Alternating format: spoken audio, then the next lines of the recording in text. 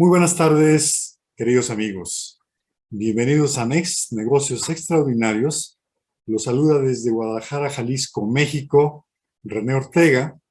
Como todos los viernes a las 5 de la tarde, les doy la más cordial bienvenida y les agradezco mucho el estar nuevamente aquí presentes. Espero que este programa sea de su agrado. Voy a comenzar con la oración a San José, dado que estamos aún en el mes de marzo. Salve, custodio del Redentor y esposo de la Virgen María. A ti Dios confió a su Hijo, en ti María depositó su confianza, contigo Cristo se forjó como hombre. Oh bienaventurado José, muéstrate Padre también a nosotros y guíanos en el camino de la vida. Concédenos gracia, misericordia y valentía y defiéndenos de todo mal. Amén. Pues amigos, es un gusto estar nuevamente aquí platicando con ustedes, como cada semana. Y les recuerdo que por favor sigan apoyando a Valora con estrellas para que esta obra tan maravillosa siga haciendo tanto bien a tantas personas. Y también recordarles que nos sigan en Facebook y en YouTube en Next Negocios Extraordinarios. Y bueno, si nos den like o se suscriban al canal si aún no lo han hecho. Pues miren, el día de hoy quisiera yo compartir un tema, una vivencia personal, pues que ha marcado mi vida en realidad, cuando viví yo en Venezuela. El título del programa del día de hoy es Referéndum Revocatorio, el caso Venezuela. Voy a leer, si me permiten, un evangelio de San Juan en su capítulo 8. Los judíos le respondieron a Jesús: nosotros somos descendencia de Abraham y nunca hemos sido esclavos de nadie. ¿Cómo dices tú, os haréis libres? Jesús le respondió: en verdad os digo, todo el que comete pecado es un esclavo. Ya sé que sois descendencia de Abraham, pero tratáis de matarme porque mi palabra no prende en vosotros. Yo hablo lo que he visto donde mi Padre, y vosotros hacéis lo que habéis oído donde vuestro Padre. Ellos le respondieron: nuestro Padre es Abraham. Jesús les dice: si sois hijos de Abraham, haced las obras de Abraham. Pero tratáis de matarme, a mí que os he dicho la verdad, que oí de Dios. Eso no lo hizo Abraham. Vosotros hacéis las obras de vuestro Padre. Ellos le dijeron: nosotros no hemos nacido de la prostitución. No tenemos más Padre que a Dios. Jesús le respondió: si Dios fuera vuestro Padre, me amaríais a mí, porque yo he salido y vengo de Dios. No he venido por mi cuenta, sino que Él me ha enviado. ¿Por qué no reconocéis mi lenguaje? Porque no podéis escuchar mi palabra. Vosotros sois de vuestro padre el diablo, y queréis cumplir los deseos de vuestro padre. Este era homicida desde el principio, y no se mantuvo en la verdad, porque no hay verdad en él. Cuando dice la mentira, dice lo que le sale de dentro, porque es mentiroso y padre de la mentira. Pues miren, me pareció correcto elegir este evangelio porque los populistas, los dictadores, pues son hijos de la mentira, son hijos del diablo. La gente, todos lo sabemos, entre más mala es mejor para mentir, es mejor para manipular, es mejor para salirse con la suya. Y hoy quisiera comentarles, compartir con ustedes esta historia de cómo llegó Chávez al poder, de en qué momento promovió este referéndum revocatorio, cuáles fueron sus resultados, y la historia mía personal cuando viví yo en Venezuela y me tocó ver de primera mano y sufrir, debo decir, de primera mano estas circunstancias. Así es que, pues mire, voy a comenzar con esta historia que les quiero compartir. Bueno, antes que nada, vamos a ir antes de que Chávez fuera presidente. En el año de 1992 hay un golpe de Estado contra el presidente Carlos Andrés Pérez. ¿Qué sucedió en esta época? Bueno, primero que nada, en 1989, unos años antes, el Fondo Monetario Internacional había establecido, como lo ha hecho en varias ocasiones con los países latinoamericanos, una serie de restricciones, de exigencias, y eso había causado una crisis en Venezuela. Había subido el precio de la gasolina, los precios del transporte público, habían escaseado, habían subido los precios de los alimentos y se había desatado una hiperinflación. Y sucedió un evento que es conocido en Venezuela como el Caracazo, durante 10 días en los que el pueblo salió a la calle desesperado y pues, se metió a los supermercados, saqueó alimentos, quemó automóviles, quemó locales, en fin, pues una verdadera guerra durante 10 días. Y el gobierno de Carlos Andrés Pérez salió y enfrentó la policía, la Guardia Nacional y las Fuerzas Armadas, enfrentaron a los venezolanos y mataron lamentablemente a algunos de ellos, es decir, mataron a su propio pueblo.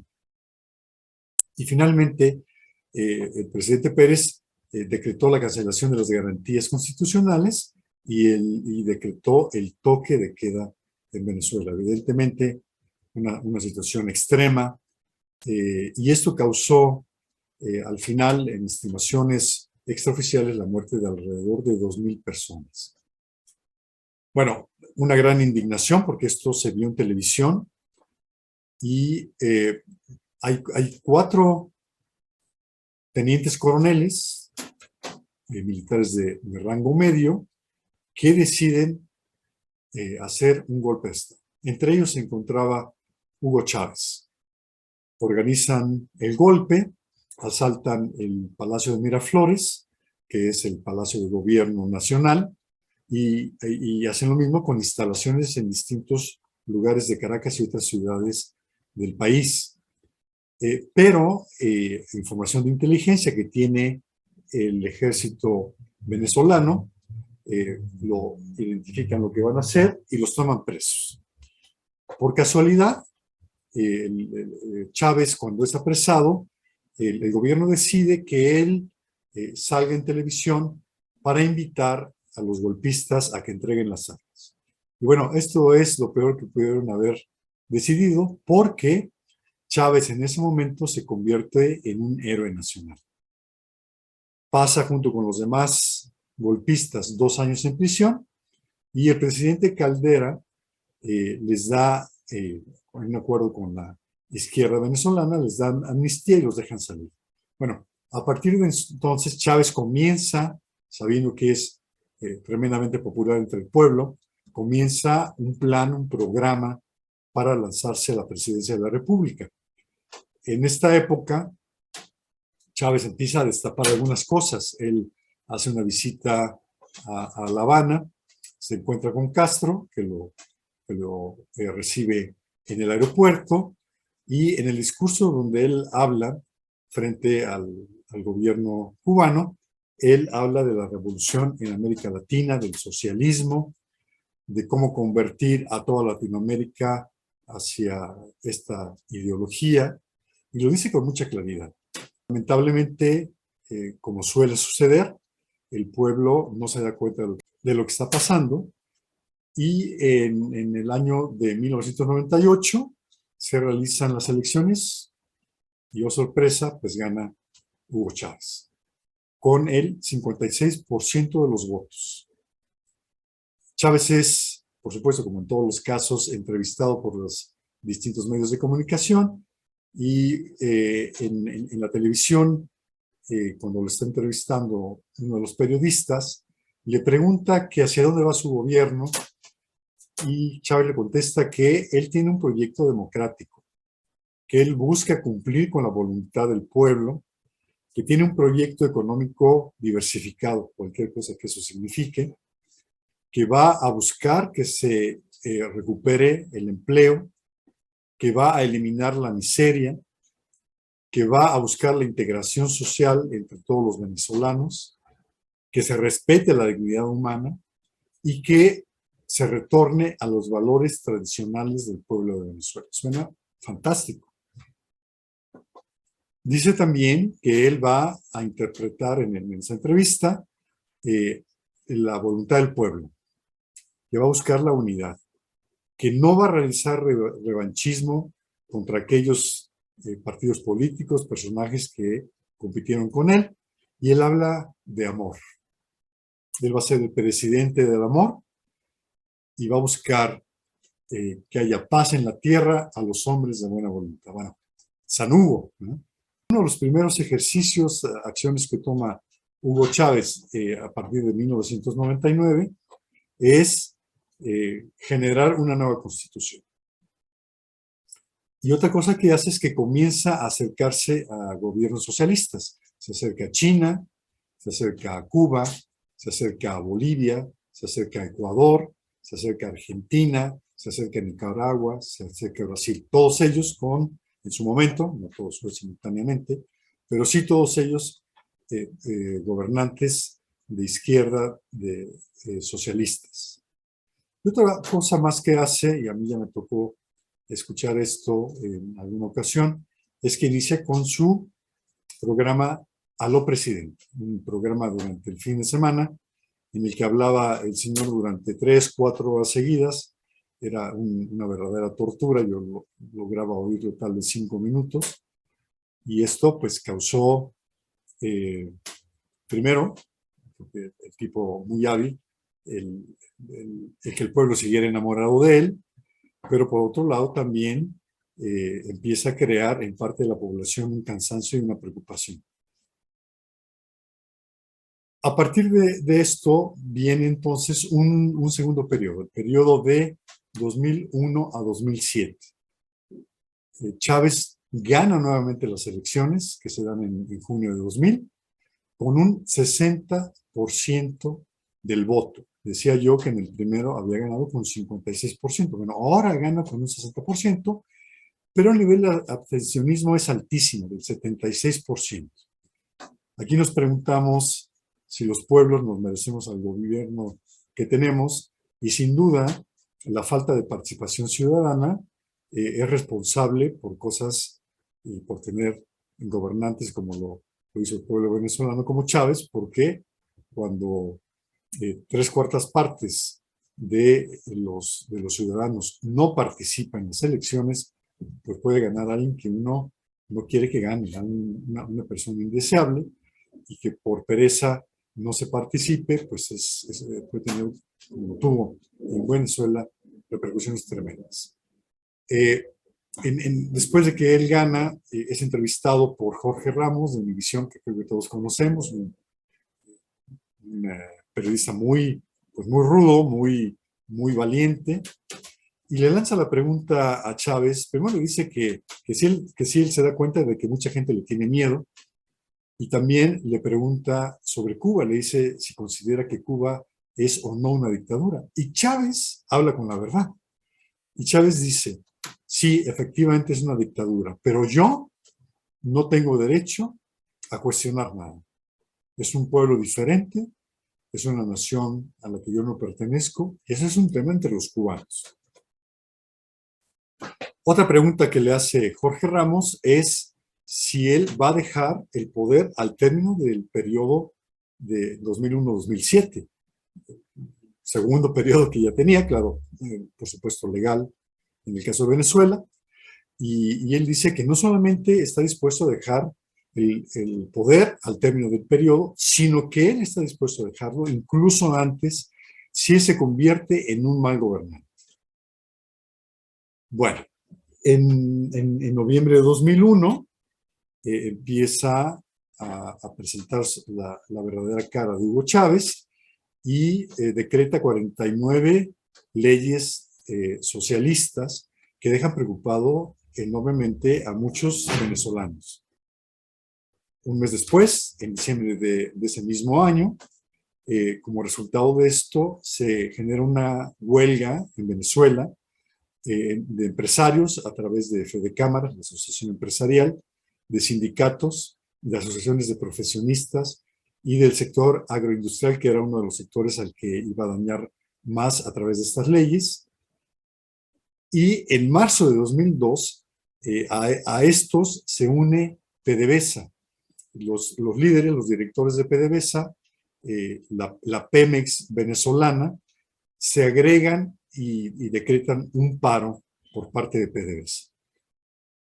Unas pocas semanas más, vamos al día 9 de abril, se da una huelga sindical y empresarial. Como ven, se van concatenando todos estos eventos y cada vez va creciendo más la reacción de los venezolanos que están en contra de Chávez, y se da este día 9 de abril esta huelga sindical y empresarial muy importante, en la que se pide a la población que se manifieste 2 días después, el día 11 de abril, para pedir que Chávez renuncie como presidente de Venezuela, como presidente de la República. Y miren, esto parece cuento chino, porque hay estimaciones que dicen que a esta manifestación se presentaron 500,000 de venezolanos en Caracas. Un río de gente. Si ustedes buscan fotografías de esta época, es impresionante la cantidad de gente que hay, y piden la renuncia y se dirigen de PDVSA, se dirigen al Palacio de Miraflores y ahí le piden la renuncia. Una acción, digamos, de todo el día, y en la madrugada Chávez dice que va a renunciar. Pero al momento en el que están llegando a Miraflores, hay francotiradores del gobierno que matan a 19 personas y que hieren a 100 personas más. Como sea, la presión es suficiente y toman preso a Chávez, y el 12 de abril, Pedro Carmona, que es el presidente de Fedecámaras, se convierte en el presidente interino, pero lamentablemente no hay apoyo internacional al golpe de Estado, incluido Estados Unidos, y entonces 2 días después, el día 14, una contraofensiva militar por parte de aquellos fieles a Chávez en el ejército, lo reinstalan, y Chávez regresa triunfante, como una fiera que es herida pero no matada, a Miraflores, y sale con un crucifijo. Aquí hablamos de la maldad de los hijos del demonio. Bueno, unas pocas semanas después yo llego a Venezuela, después de haber vivido en varios países, viajando constantemente, y bueno, empiezo a vivir esta tragedia, esta telenovela del pueblo de Venezuela en esta época, en la que se van dando manifestaciones periódicas cada 3 semanas, cada 4 semanas, manifestaciones pacíficas de 100,000, de 200,000, de 300,000 personas, anunciadas en los noticieros, en la televisión, en los canales privados. Había un canal del gobierno, todos los demás canales anuncian, y va a haber, dentro de 2 días, va a haber una manifestación que va a salir de tal lugar y va a llegar a tal lugar, y en la noche anterior, durante el noticiero de la noche, les vamos a anunciar la hora en la que se va a realizar esta manifestación. Entonces llegaban estos miles de venezolanos, pero en cada manifestación, como en la que comenté yo del día 11 de abril, había muertos, 1, 2, 3, 5, 6 muertos en cada una, y los venezolanos seguían insistiendo, participando. Alguna vez algún amigo me comentaba que los venezolanos habían tardado mucho en reaccionar. Bueno, si eso es tardarse en reaccionar, yo no sé los mexicanos que somos, ¿no? De tal manera que en realidad el pueblo venezolano, yo le tengo un gran respeto por su valentía, por su optimismo, pero un optimismo realista, porque tomaban las acciones y esas acciones las llevaban a cabo, y estaban seguros de que iban a sacar a Chávez del poder. De hecho, yo también estaba. Bueno, siguen pasando las semanas, y yo estaba, como era temporalmente en ese momento, aunque la intención es que después me quedara permanentemente en Venezuela. Yo vivía en el Hotel Mar, y cuando bajaba yo a desayunar, o en los vuelos, cuando iba yo y regresaba de Estados Unidos, pero yo vivía en Estados Unidos, bueno, mi familia vivía en Estados Unidos, yo estaba yo en Venezuela, me encontraba yo a personajes de la política.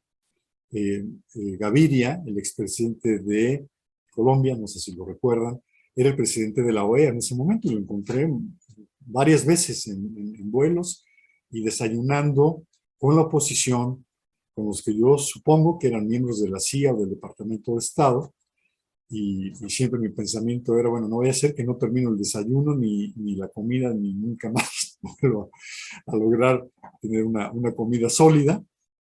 Y bueno, seguía esta efervescencia, estas manifestaciones públicas, privadas, hasta que eventualmente, unos meses después, la oposición toma la Plaza Francia. La Plaza Francia es una plaza muy bonita, podríamos decir que es el equivalente al Ángel de Independencia, en el sentido de que ahí se junta la gente para celebrar cualquier cosa, o a la glorieta de la Minerva acá en Guadalajara, una plaza muy grande con para muchas personas, en donde se reunían a lo largo del día. Había oradores, empresarios, políticos, militares, que estaban arengando a la gente, y en las noches se juntaban muchísimas personas. Yo estuve en alguna ocasión ahí presente. Era una verdadera verbena popular, un ambiente de total paz, de mucho optimismo, de ataques muy fuertes al gobierno también, verbales me refiero, y bueno, siguió pasando el tiempo, más organizaciones, más comunidades, más asociaciones se fueron uniendo a este movimiento. Eso incluye a la Universidad Andrés Bello, una universidad católica, y a muchísimos católicos laicos. Bueno, toda la presión venía para terminar, sacando a Chávez con acciones concretas, desde el punto de vista que a mí me parecían sumamente efectivas. Bueno, llega el mes de noviembre, fines del mes de noviembre, y yo invito a mi familia a pasar el Día de Acción de Gracias, Thanksgiving, conmigo ahí en Caracas, y tengo la ocurrencia de llevarlos a la Plaza Francia. A mí me parecía que Chávez iba a caer muy pronto, y que pues Venezuela iba a marcar un hito en la historia de Latinoamérica al deshacerse de forma totalmente pacífica de un gobernante que había ido perdiendo su legitimidad. Bueno, mi familia regresa a Estados Unidos, y a los pocos días, estando gente durante el día, durante la mañana, estando gente ahí en la Plaza Francia, mientras estaban los que arengaban, sucede que pasa una pick-up, y esa pick-up, en la parte de atrás, viene un individuo con una escopeta y mata a varias personas y hiere a otras tantas. Mi pregunta, claro, a partir de entonces siempre fue, o más bien, más que pregunta, mi crítica personal hacia mí mismo fue, ¿qué hubiera pasado si eso hubiera sucedido el día en que mi familia y yo estábamos en esa misma plaza en Caracas?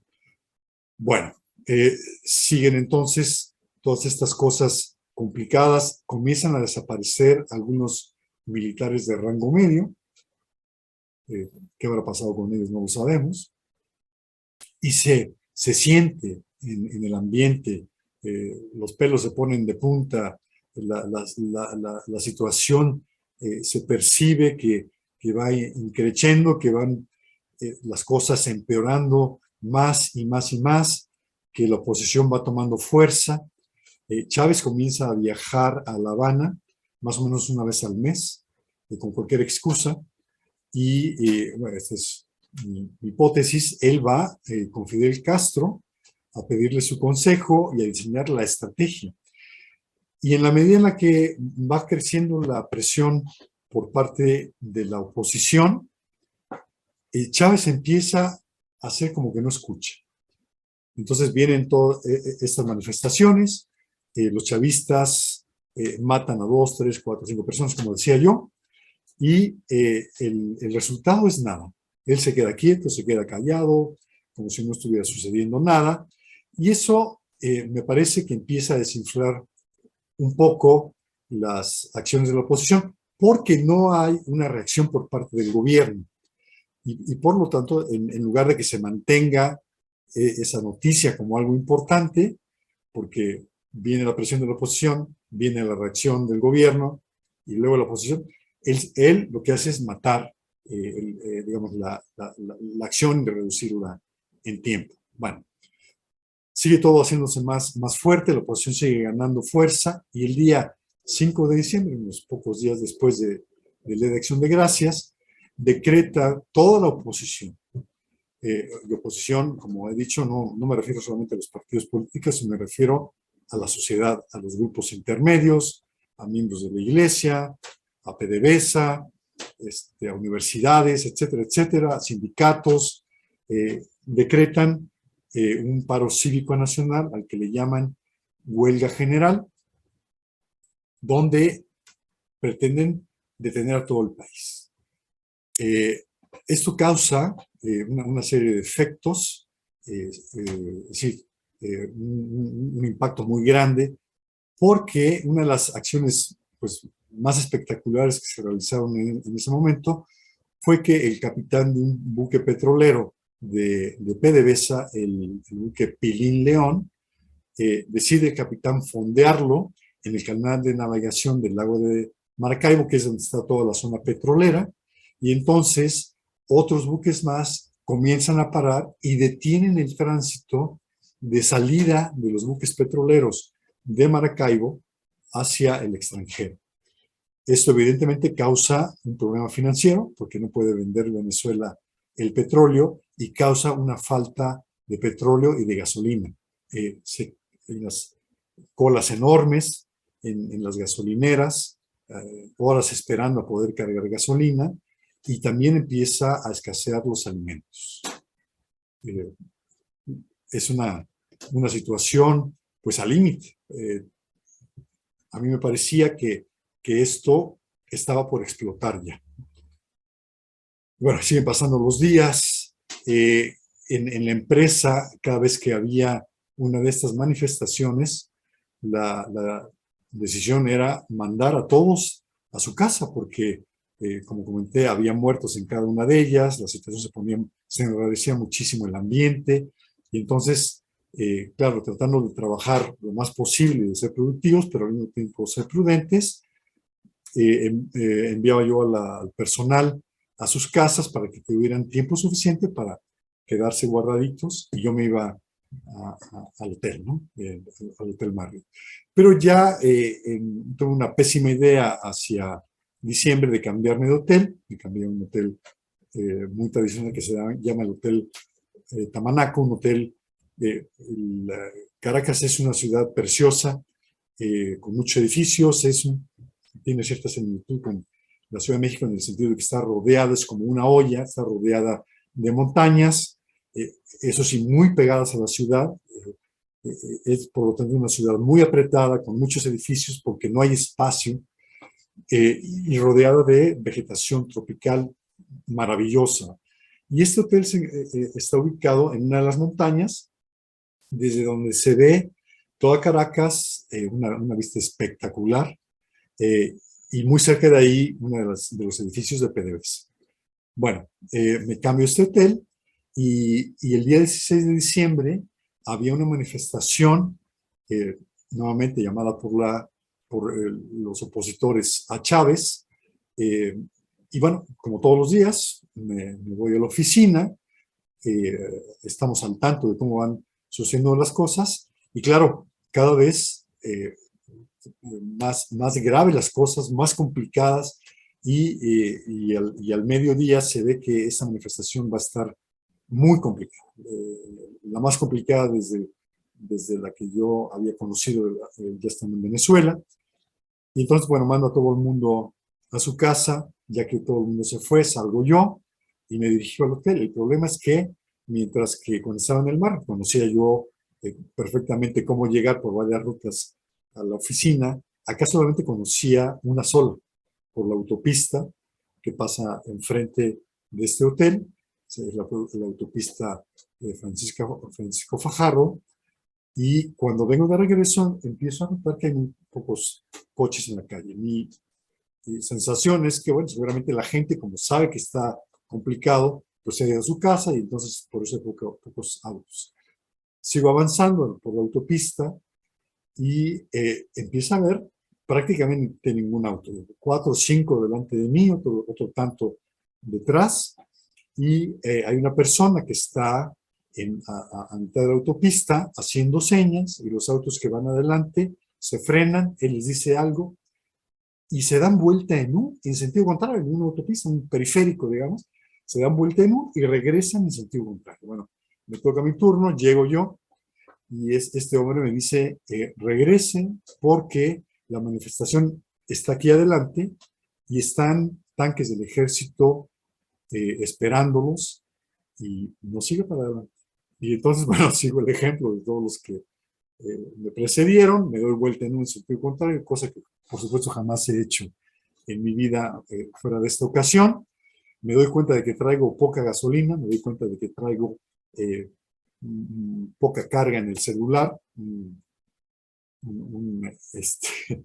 descuido pues muy grave.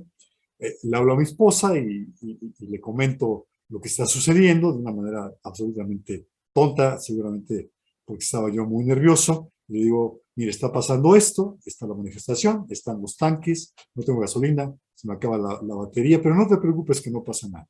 Te hablo cuando llegue al hotel. Bueno, pues ya se imaginarán que mi esposa se puso con los cabellos de punta y gracias a Dios, siguiendo a los automóviles que van al frente y siguiendo mi GPS natural, porque en esa época no había en el celular, logro llegar al hotel y inmediatamente al entrar compro boleto de avión de regreso. Mi jefe estaba viajando ese mismo día a Caracas, en una visita que iba a hacer, y él venía ya de camino, probablemente estaba en Miami en ese momento, para llegar al aeropuerto de Caracas. Bueno, compro 2 boletos, había una oficina de American Airlines, compro 2 boletos para el viaje más temprano que encontré la siguiente mañana, me parece que era un vuelo a las 7 de la mañana, y monitoreo que mi jefe llegue bien. Mi jefe se llama Tom, un hombre espectacular, y lo voy monitoreando porque resulta ser que hay una gran inseguridad en la ciudad, en varias zonas. Unas son lo que le llaman los ranchos, que son las zonas pobres que están a las faldas de todos los cerros alrededor de Caracas, zonas sumamente peligrosas, entras en los Ales. El centro de la ciudad es otra zona sumamente complicada, muy peligrosa, en las noches peligrosísima. Pero en otra zona muy peligrosa era el camino del aeropuerto a la ciudad de Caracas. El aeropuerto se encuentra del otro lado de las montañas. Está el mar, está el aeropuerto, luego vienen las montañas y un túnel larguísimo por el que había que transitar para llegar a Caracas. El problema es que ahí más de una vez habían asaltado a turistas y habían incluso matado, sobre todo, turistas norteamericanos. Situación complicada. Ustedes preguntarán, bueno, ¿quién estaba a favor, quién estaba en contra de Chávez? Y bueno, claro, están todos estos grupos asociados, grupos intermedios, asociaciones, partidos políticos, todos unidos, como decía yo, miembros de la iglesia, universidades, etcétera, juntos. Pero ¿quién apoyaba? Me refiero ya al pueblo, ¿quién estaba apoyando? Y bueno, claro, era mucho la clase media y la clase alta que se habían dado cuenta de que el apoyo que le habían dado a Chávez y el voto que habían dado a favor de él, pues Chávez los había engañado.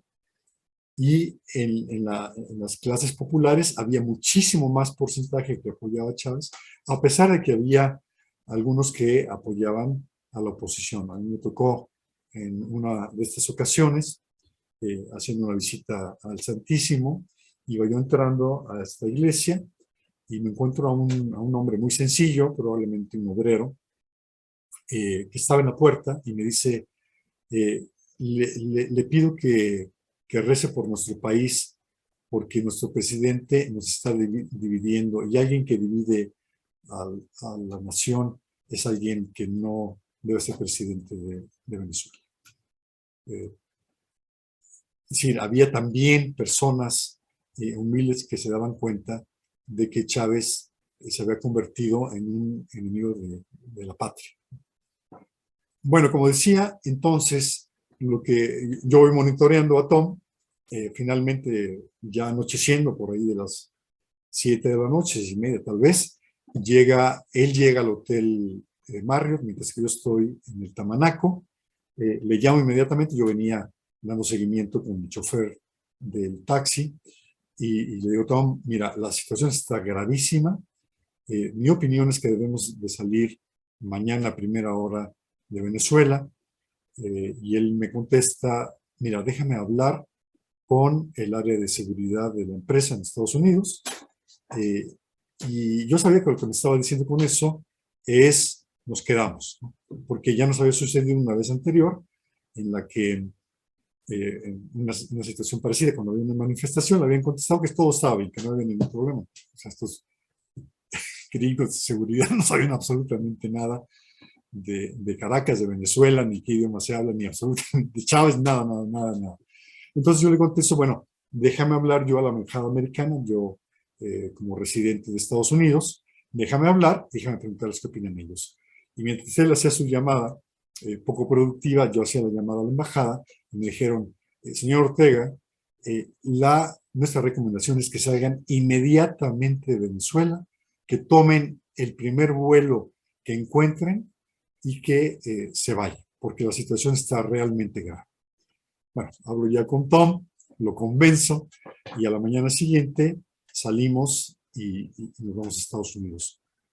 Nunca más regresaré yo a Venezuela después de ese día. Yo aún todavía con la expectativa de que en enero Chávez habría caído y podría yo regresar, pero eso, como todos sabemos, no sucedió. Bueno, vamos al referéndum revocatorio. Pasamos del 2001 al 2004. En 2004 viene este proceso del referéndum, parece que la oposición lo empuja un poco, lo empuja también el gobierno. Curiosamente, al año 3 de los 6 años de gobierno, segundo gobierno, como comentaba yo, de Hugo Chávez, o sea, al año número 3, para que el pueblo venezolano decida si me quedo o no me quedo, decía Hugo Chávez. Y la oposición logra obtener 2.7 millones de firmas. Las manifestaciones se siguen dando y aquí viene una manifestación nuevamente muy, muy grande, donde hay 9 muertos y 1.200 heridos. La oposición obtiene 4 millones de votos, más de los que obtuvo Chávez en el año 2000, cuando fue elegido presidente por primera ocasión. Esto representó casi el 41% de los votos, pero lamentablemente Chávez obtuvo 5.8 millones, es decir, el 59% de los votos, por lo cual pues, se confirmó como presidente de la República. En esta ocasión hubo una abstención del 30%. ¿Qué hubiera pasado si no se hubieran abstenido? Bueno, nuevamente regreso al tema de la participación. La oposición, bueno, como siempre, desconozco si esto fue verdad o no, dice que hubo fraude electoral, un fraude, ellos lo llamaron cualitativo, continuado, selectivo y masivo. Estas prácticas que nosotros conocimos bien con los gobiernos priistas en la época en la que hacían el carrusel y no sé cuántas otras historias. Hay esta versión de que hubo 1.8 millones de votos que no eran votos, que aparecieron de la nada, y ese era el argumento de la oposición para decir que hubo fraude electoral. Bueno, Chávez feliz de la vida porque había logrado ser confirmado un referéndum de confirmación en realidad. Él dice, empieza a destapar un poco más la verdad, y él dice que ahí va a generar un nuevo modelo democrático, que los muertos que hubo por culpa de sus opositores en 2001, cuando la toma de Miraflores, que ya no va a haber muertos así. Claro, lo que no dice es que los muertos los ordenó él y no la oposición, que hay un terrorismo por parte de sus opositores, que hay un terrorismo mediático, y que él va a defender la victoria popular, que no habrá dictaduras, que no habrá intervención internacional, que habrá una nueva democracia y una democracia participativa. Este lenguaje claramente populista, donde las palabras y las letras son las mismas, pero los contenidos son diferentes, pues es característico del populismo y característico de este socialismo del siglo XXI. Vienen después, en el mismo año, después del referéndum, vienen elecciones estatales. Venezuela tiene 24 estados, de los cuales 22 se queda Chávez. Y gana 90% de las alcaldías. Es decir, se apodera de Venezuela. Viene después, en el año 2005, elecciones parlamentarias. En todo este proceso, un ambiente político enrarecido, fraudes, en fin, muy, muy complicado. Y en estas elecciones del 2005 parlamentarias, la oposición decide abstenerse. Es decir, llama a la población a no votar. Y el resultado de esta invitación es que 75% de los venezolanos no votan. Pero el resultado de esto es que el Parlamento queda muy dividido y el control de la fuerza en el Parlamento por parte de Chávez pues es enorme. Viene finalmente la última etapa de Chávez, 2007-2013, en donde Chávez gana con un 63% de los votos. Igual hay esta idea de que hay fraude. Y acá ya abiertamente el presidente Chávez habla del socialismo del siglo XXI y de sus intenciones, por supuesto, de que eso se mantenga en Venezuela. Y esto que había dicho a Castro muchos años antes, pues queda de manifiesto y queda claro cómo este plan en los 90s se va haciendo realidad en Venezuela y se va haciendo realidad en Bolivia y en Nicaragua, en Ecuador, en fin, en distintos países de América Latina, y cómo pues va ganando fuerza política. Llegando, como hemos comentado en algunos de los programas que hablamos sobre el populismo, llegando a través de las urnas. Esa es la nueva estrategia de este socialismo del siglo XXI. Bueno, Chávez, como recordarán, él estaba enfermo, tenía cáncer, y entonces en 2013 muere y lo sustituye Nicolás Maduro. Bueno, en el camino hay un montón de cosas. Una de ellas es que nombra Chávez magistrados adicionales para tener la mayor parte de los magistrados, y entonces, por lo tanto, tener al Poder Judicial, al Poder Legislativo y al Ejecutivo bajo control. Y bueno, llegamos entonces al día de hoy. El día de hoy, que sabemos que Venezuela está postrada, y quisiera darles algunas cifras para cerrar el programa, porque las cifras no mienten, ¿no? Claro, las cifras que no son menos. Las cifras no mienten, nos dan el resultado de la gestión de los gobiernos, de la gestión de los directores de una empresa, etcétera, etcétera. Bueno, la inflación, primero que nada, en Venezuela en 1998 era del 19%. Y para 2013 la inflación era del 36%, prácticamente el doble. El Producto Interno Bruto en 1998, recuerdo solamente que es el año anterior al que entrara Chávez como presidente, era de 91.3 billones en inglés, o sea, miles de millones de dólares, y en 2013 de 371 billones, es decir, 4 veces una economía muchísimo más grande. ¿Por qué más grande? Porque, si recuerdan, los precios del petróleo durante este periodo fue subiendo, subiendo, subiendo, subiendo, y por lo tanto, pues Chávez tenía big pockets, dicen los gringos, ¿no? Bolsas grandes para sacar dinero y seguir financiando su revolución desde el poder, financiar a Cuba y seguramente financiar a partidos y a gobiernos de izquierda en otros países de Latinoamérica. Bueno, otro tema, el PIB per cápita. El PIB per cápita en 1998 era de $4,000. Habría que recordar que Venezuela es uno de los países con mayor PIB per cápita a nivel Latinoamérica durante casi todo el siglo XX por el tema del petróleo.